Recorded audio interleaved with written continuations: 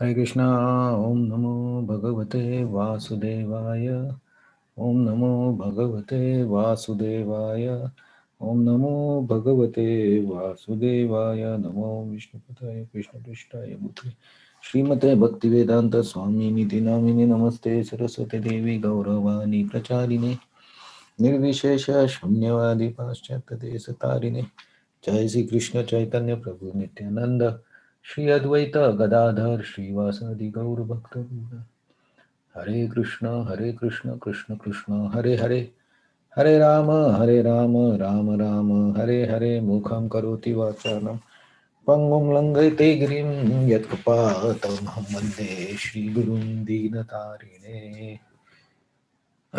So today we'll see verse number 17 of chapter 5.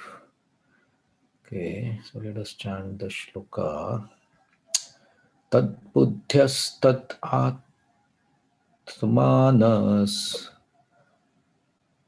tannishtastat parayana gachanti apunar avrittim jnana nirdhuta kalmasha. Tad buddhayastat atmanas tannishtastat parayana gacchantya Apunur avrittim jnana nirdhuta kalmasha. Anybody wants to chant? Yeah, I will chant. Tad buddhyastad atmanas tan nisthastad pranayah gacchyanti apnur abhritam jnana nirdhuta kalma shaha. Thank you. So, let's read translation and purport. When one's intelligence, mind, faith, refuge are all fixed in the Supreme, then one becomes fully cleansed of misgivings through complete knowledge and thus proceeds straight on the path of liberation. Purport. The supreme transcendental truth is Lord Krishna. The whole Bhagavad Gita center around the declaration that Krishna is the supreme personality of Godhead. That is the version of Vedic literature. Paratattva means the supreme reality who is understood by the knowers of the supreme as Brahman, Paramatma and Bhagavan. Bhagavan or the supreme personality of Godhead is the last word in the absolute. There is nothing more than that. The Lord said, Mat partaram nanyat na anyat kinchit asti dhananjaya. Impersonal Brahman is also supported by Krishna. Brahmano hi pratishta Pratishta Aham. Therefore, in all ways, Krishna is the supreme reality. One whose mind, intelligence, faith, refuge are always in Krishna, or in other words, one is fully in Krishna consciousness. He undoubtedly washed clean of all misgivings and is in perfect knowledge in everything concerning transcendence. Krishna consciousness person can thoroughly understand that there is duality, simultaneous identity and individuality in Krishna, and equipped with such transcendental knowledge, one makes steady progress on the path of liberation. So, yesterday shloka, it was mentioned that when we get the knowledge, then we are enlightened. Like the sun illuminates everything and the darkness is gone. And then we can see everything very clearly. So now here in this shloka, it mentions how we can gain this knowledge. What is the process? So that's why when word the translation comes. So what is that? Tad buddhyas. So buddhi, tad atmanas, atma or mind. Tad nishta means the faith. And tad parayana. Parayana means shelter. So here the tad word is coming 4 times. So tat refers to the in the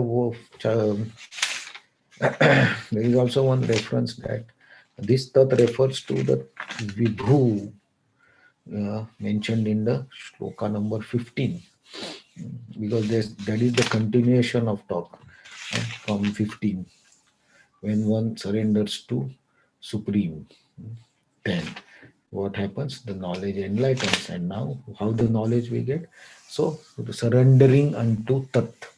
So, Tat Parayana. So, when we surrender unto Tat or the Supreme, then because then we get knowledge, and with that knowledge we become purified. Or purified means what? Niruddha kalmasha. We become cleansed of all the misgivings. That means we get purified. So the knowledge purifies us, and then what happens?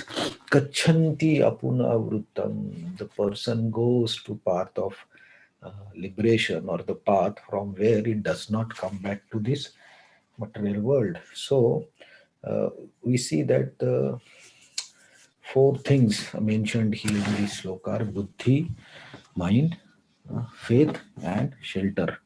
So buddhi is like our intellectual intelligence, right? The reasoning power. Yes, no, why.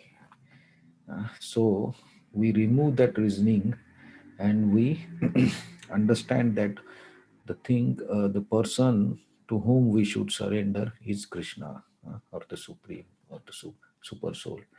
Then Atma means mind. Mind generally has all the emotions of so many lifetimes, right?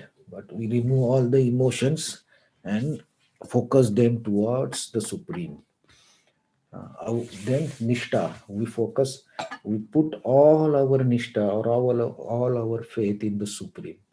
And Parayana, then we take the shelter. By these three processes, we take the complete shelter, uh, in the Supreme. So when our buddhi means our intelligence, mind, and our faith all are flowing in the one direction, in that direction we will proceed. So we always say that wherever the attention goes, energy flows, right? So if our intelligence, mind, they focus on the enjoyment, and that is where our energy will flow. But if our intelligence and mind is focusing on the Supreme, so this is not Atma Gyan, this is Paramatma Gyan, right? So if we focus on the Supreme, that is the beyond Atma, that is Super Soul. Beyond the soul is Super Soul and Vishnu and Krishna. Right? So when we focus on the object, which is beyond this material world, then we go towards that direction. So one important thing is all, not only mind but intelligence should also be focused, because in chapter 2 it is also called buddhi yoga, right? So all the buddhi, or all our intelligence, is focused in the Supreme. And our intelligence is convinced that the Supreme is beyond the soul, and it is Krishna. So when the buddhi focus is there, then automatically we take all the decisions take which will take us in the direction of the Supreme. So this is the process how we surrender unto the, or how we get the knowledge. So Krishna is telling this to us. So, see, we have intelligence, we have mind, we have faith, and we can take refuge in somebody. So, why to take? We will always like to take shelter of somebody who is the most powerful, who is the most beautiful, who is the most renounced, who is most wealthy, who is most beautiful, right? So we will like to take shelter of such a person, and such person is Krishna, right? So if we can take shelter of the Supreme, then automatically we will go away from the enjoyment part. So Krishna consciousness means, uh, like Srila Prabhupada used to say, you don't have to change anything, but you have to add one thing into our life, and that is Krishna. And that how we can connect everything to Krishna, and then you are Krishna conscious.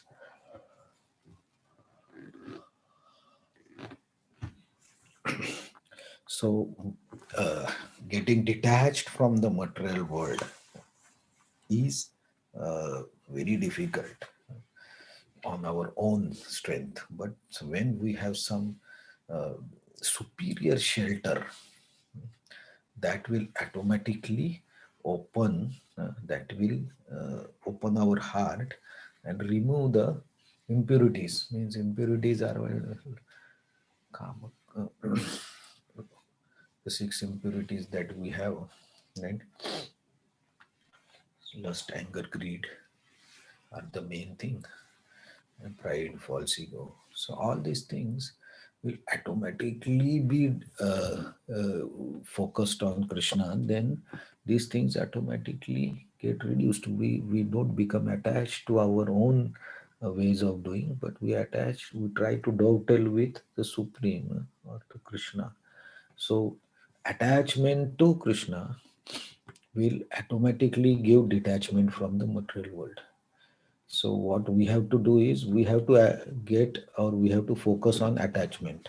So how we can get attached to Krishna is by having tad buddhi, tad atmana, tad nishta, tad parayana. By uh, attachment can be done by focusing or by using our intelligence, mind, our faith, everything in the service of Krishna. Then, with this one pointed focus, the energy flows in that direction, and then we don't focus on the wrong things. So, when we focus on the higher things, our heart already automatically gets purified, and in that purified heart, the knowledge will come. Uh, the super soul also helps to get that knowledge in the purified heart. And when that complete knowledge comes, the real knowledge that we say, when that real knowledge is received, then we automatically proceed towards the path from where we don't have to return. So Krishna is telling Arjuna that you don't have to do anything extra. You have to do your dharma, and at the same time focus everything on the supreme, and you do your dharma of fighting. And by this process, you will automatically get purified of all your misunderstandings, and you will go towards liberation. So this is how the knowledge comes. And now in next few slokas, Krishna will explain what happens, how that person uh, who has this complete knowledge, he behaves, what is his approach towards the dharma or to the duties or to the people in general. That Krishna will explain in the few shlokas from after this shloka. So that we will see from tomorrow. Hare Krishna. So any other points anyone want to add or subtract? And please feel free.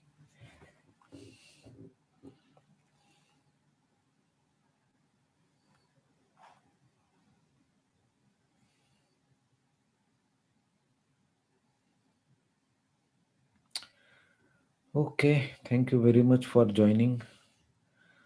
We'll see you tomorrow. Hare Krishna. Hare Krishna, thank you so much. Thank you so much. Hare Krishna, Krishna. thank you. Thank you for joining. Hare Krishna. Hare Thank you so Krishna, much. thank you.